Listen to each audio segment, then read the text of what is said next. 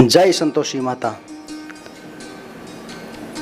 शुक्रवार के दिन मां संतोषी का व्रत पूजन किया जाता है। इस पूजा के दौरान माता की आरती, पूजन तथा अंत में माता की कथा सुनी जाती है। तो आइए जाने शुक्रवार के दिन की जाने वाली संतोषी माता की व्रत कथा। एक बुढ़िया थी, उसके 7 बेटे थे, 6 कमाने वाले जबकि एक निकम्मा था। बुढ़िया 6 बेटों की रसोई बनाती, भोजन कराती और उनसे जो कुछ जूठन बचता वह 7वें को दे देती थी। एक दिन 7वां पुत्र, एक दिन वह पत्नी से बोला, देखो मेरी माँ। एक दिन वह अपनी पत्नी से बोला, एक बुढ़िया थी, उसके 7 बेटे थे, 6 कमाने वाले थे जबकि एक निकम्मा। बुढ़िया 6 बेटों की रसोई बनाती, भोजन कराती और उनसे जो कुछ भी जूठन बचता वह 7वें को दे देती थी। एक दिन वह अपनी पत्नी से बोला, देखो मेरी माँ मुझसे कितना प्यार करती है। वह बोली, क्यों नहीं, सबका जूठा जो तुमको खिलाती है। वह बोला, ऐसा नहीं हो सकता, जब तक मैं मेरी आंखों से नहीं देख लूंगा मान नहीं लूंगा। बहू हंसकर बोली, देख लोगे तब तो मानोगे। कुछ दिन बाद त्योहार आया। घर में 7 प्रकार के भोजन और चूरमे के लड्डू बने। वह जांचने को सिर दुखने का बहाना कर पतला वस्त्र सिर पर ओढ़े रसोई घर में सो गया। वह कपड़े में से सब देख रहा था। 6 भाई भोजन करके गए। उसने देखा माँ ने उनके लिए सुंदर आसन बिछा रखा है, नाना प्रकार की रसोई परोसी और आग्रह करके उन सबको जिमाया। वह सब कुछ देखता रहा। 6 भोजन करके उठे, तब माँ ने उनकी जूठी थालियों में से लड्डुओं के टुकड़े उठाकर एक लड्डू बना दिया और जूठन साफ कर बुढ़िया माँ ने उसे पुकारा, बेटा 6 भाई भोजन कर चले गए हैं, अब तू ही बाकी है, उठ, तू कब खाएगा। वह कहने लगा, माँ मुझे भोजन नहीं करना, मुझे भूख नहीं है, मैं अब परदेश जा रहा हूं। माँ ने कहा, परदेश जा रहा है। उसने कहा, हाँ माँ, मैं प्रदेश जा रहा हूं। माँ ने गुस्से में कहा, तो कल जाता है तो आज ही चला जा। वह बोला, हाँ माँ, आज ही जा रहा हूं। ये कहकर वो घर से निकल गया। चलते समय उसे अपनी पत्नी की याद आ गई। वह गौशाला में कंडे थाप रही थी। वहां जाकर बोला, हम जावें परदेश, आवेंगे कुछ काल, तुम रहियो संतोष से, धर्म अपने को पाल। वह बोली, जाओ पिया आनंद से, हमारो सोच हटाए, राम भरोसे हम रहें, ईश्वर तुम्हें सहाय।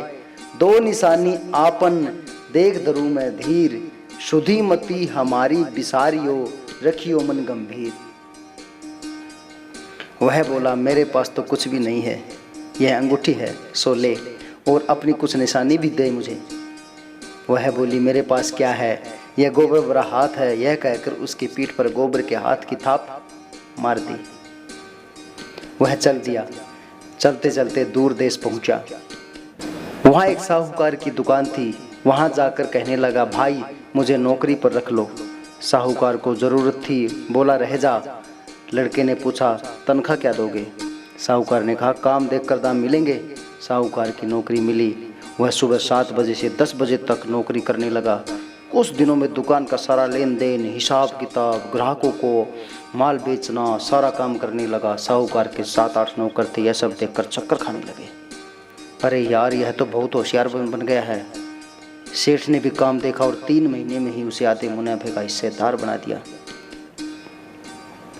वह कुछ वर्ष में ही नामी सेठ बन गया और मालिक सारा कारोबार उस पर छोड़कर चला गया।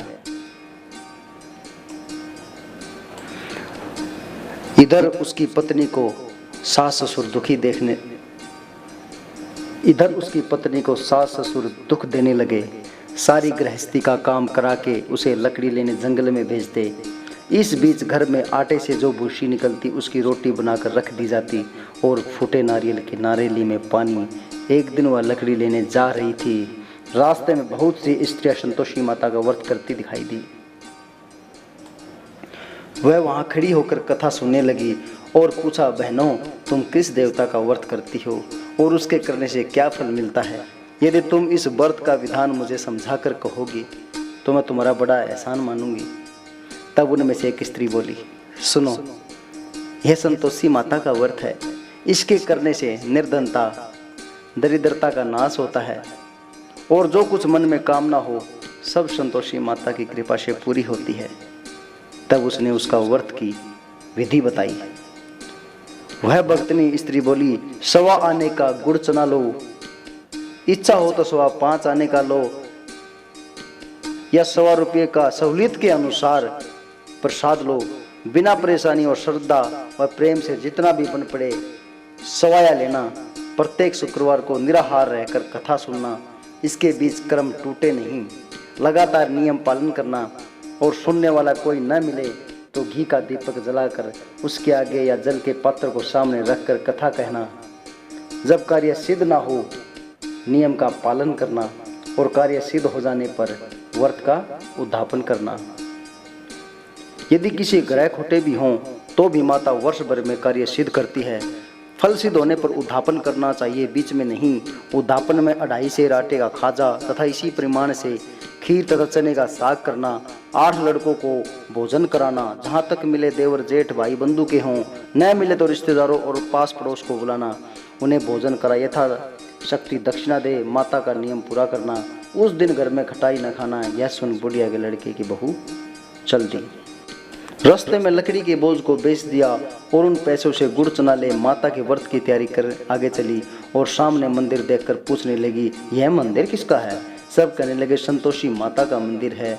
यह सुनकर माता के मंदिर में जाकर चरणों में लौटने लगी। दीन हूँ, विनती करने लगी, माँ मैं निपट अज्ञानी हूँ, व्रत के कुछ नियम भी नहीं जानती, मैं दुखी हूँ। हे माता, हे जगत जननी, मेरा दुख दूर कर, मैं तेरी शरण में हूँ। संतोषी माँ दया की मूर्ति हैं। माता को दया आ गई। एक शुक्रवार बीता कि दूसरे को उसके पति का पत्र आया और तीसरे शुक्रवार को उसका भेजा हुआ पैसा आ पहुंचा। यह देख जेठ जेठानी मुंह सिकोड़ने लगे। लड़के ताने देने लगे, काकी के पैसे भी आने लगे, पत्र भी आने लगे, अब तो काकी की खातिर बढ़ेगी। बेचारी सरलता से कहती, भैया कागज आवे, रुपया आवे, हम सब के लिए अच्छा है। ऐसा कहकर आंखों में आंसू भरकर संतोषी माता के मंदिर में जा मातेश्वरी के चरणों में गिरकर रोने लगी। माँ मैंने तुमसे पैसा कब मांगा है? मुझे पैसे से क्या काम है? मुझे तो अपना सुहाग से काम है। मैं तो अपने स्वामी के दर्शन मांगती हूँ। तब माता ने प्रसन्न होकर कहा, जा बेटी तेरा स्वामी आएगा, जा बेटी तेरा स्वामी आएगा। यह सुनकर खुशी से बावली होकर घर में जाकर काम करने लगी। अब संतोषी माँ को विचार आया कि इस भोली पुत्री को मैंने कह तो दिया कि तेरा पति आएगा, लेकिन कैसे? वो तो इसे सपन में भी याद नहीं करता। उसे याद दिलाने को मुझे ही जाना पड़ेगा। इस तरह माताजी उस बुढ़िया के बेटे के पास जा सपन में प्रकट हो कहने लगी, साहूकार के बेटे सो रहा है या जाग रहा है? वह कहने लगा, माता सोता भी नहीं हूँ और जागता भी नहीं हूँ, कहो क्या आज्ञा है? माँ कहने लगी, तेरा घर बार कुछ है कि नहीं? वो बोला, मेरे पास सब कुछ है माँ, बाप बहू, क्या कमी है माँ? माँ बोली, बोले पुत्र तेरी बहू घोर कष्ट उठा रही है, तेरे माँ बाप उसे परेशानी दे रहे हैं, वह तेरे लिए तरस रही है, तू उसकी सुध क्यों नहीं लेता? वह बोला, हाँ माता जी मुझे मालूम है, परंतु जाऊँ तो कैसे? प्रदेश की बात है, लेन देन का कोई हिसाब नहीं, कोई जाने का रास्ता नहीं आता नजर, कैसे चला जाऊं? अब उसने सौपन की बात एक बूढ़े काका को बताई। बूढ़े काका की बात मानकर उसने नहा धोकर संतोषी माता को दंडवत प्रणाम किया, घी का दीपक जलाया और दुकान पर बैठ गया। थोड़ी देर में देने वाला रुपये लाने लगे, लेने वाले हिसाब लेने लगे। कोठे से बड़ा सामान के खरीदार नगद दाम पे सौदा करने लगे। शाम तक धन का भारी ढेर लग गया। मन में माता का नाम ले चमत्कार देख प्रसन्न हो घर ले जाने के वास्ते गहना कपड़ा सामान खरीदने लगा। यहाँ काम से निपट तुरंत घर को रवाना हुआ। उधर उसकी पत्नी जंगल में लकड़ी लेने जाती है।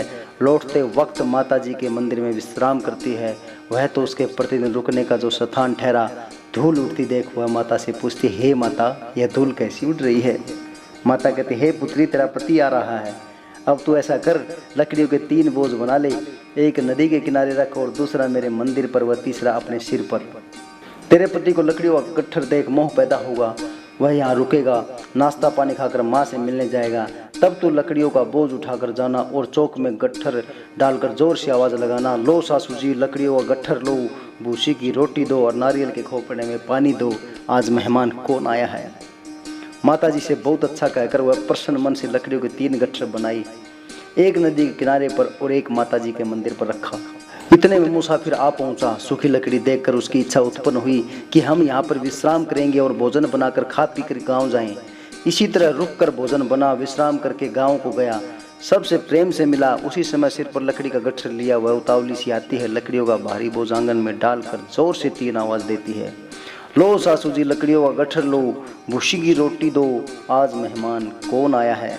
यह सुनकर उसकी सास बाहर आकर अपने दिए हुए कष्टों को बुलाने हेतु कहती है, बहू ऐसा क्यों कहती है, तेरा मालिक ही तो आया है, आ बैठ, मीठा भात खा, भोजन कर, कपड़े गहने पहन।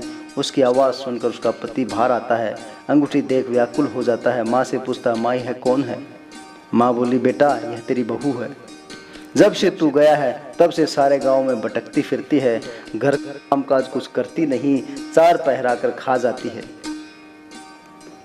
वह बोला, ठीक है माँ, मैंने इसे भी देखा और तुम्हें भी, अब दूसरे घर की ताली दो मुझे, मैं उसमें रहूँगा। माँ बोली, ठीक है जैसी तेरी मर्जी।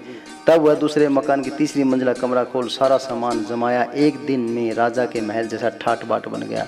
अब क्या था, बहुत सुख भोगने लगी। इतने में शुक्रवार आया। उसने पति से कहा, मुझे संतोषी माता के व्रत का उद्यापन करना है। पति बोला, खुशी से कर लो। वह उद्यापन की तैयारी करने लगी। जेठानी के लड़कों को भोजन के लिए कहने गई। उन्होंने मंजूर किया, परंतु पीछे से जेठानी ने अपने बच्चों को सिखाया, देखो भोजन के समय खटाई मांगना, जिससे उसका उद्यापन पूरा ना हो। पेट भरकर खाया, परंतु बाद में खाते ही कहने लगे, हमें खटाई दो, खीर खाना हमको नहीं भाता। देखकर अरुचि होती है। वह कहने लगी, भाई खटाई किसी को नहीं दी जाएगी, यह तो संतोषी माता का प्रसाद है। लड़की उठ खड़े हुए बोला, पैसा लाओ। वो भोली भाली बहू कुछ जानती नहीं थी और उन लड़कों को पैसे दे दिए। लड़के उसी समय हट करके इमली खटाई ले खाने लगे।